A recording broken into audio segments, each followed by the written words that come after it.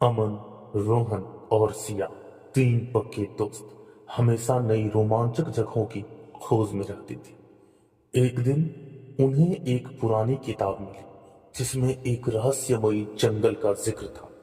किताब के अनुसार जंगल के बीचों बीच एक प्राचीन मंदिर था जहां एक गुप्त खजाना छिपा था। तीनों दोस्तों ने तय किया कि वे इस खजाने की खोज में निकलेंगे।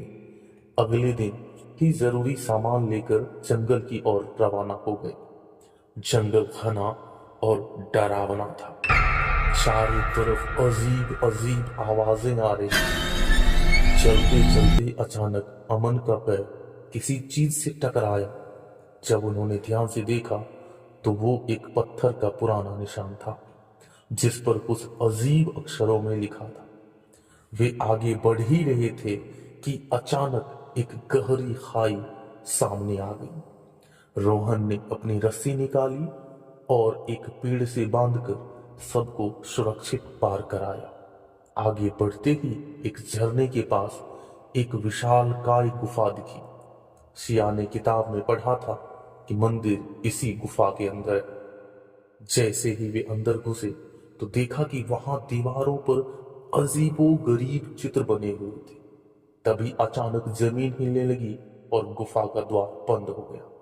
अब वे फंस चुके थे। वे समझ गए कि यहां से निकलने के लिए उन्हें दीवारों पर बने चित्रों का सही अर्थ समझना होगा। सिया ने गौर किया कि एक चित्र में एक खास तरीके से पत्थर दबाने का संकेत दिया गया था। अमन ने वैसा ही किया और अचानक दीवार के पीछे एक गुप्त रास्ता खुल गया।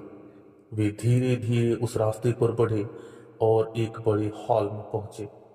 वहां एक सोने से जड़ा हुआ पुराना संदूक रखा था। जैसे ही उन्होंने उसे खोला एक जोरदार आवाज गूंजी। तुमने हिम्मत दिखा दी।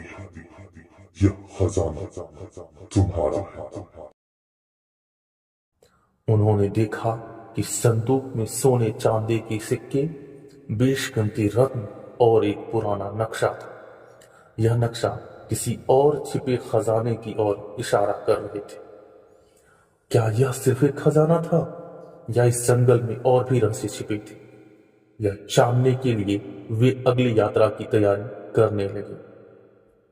धन्यवाद। इसकी आगे की कहानी अगले वीडियो में।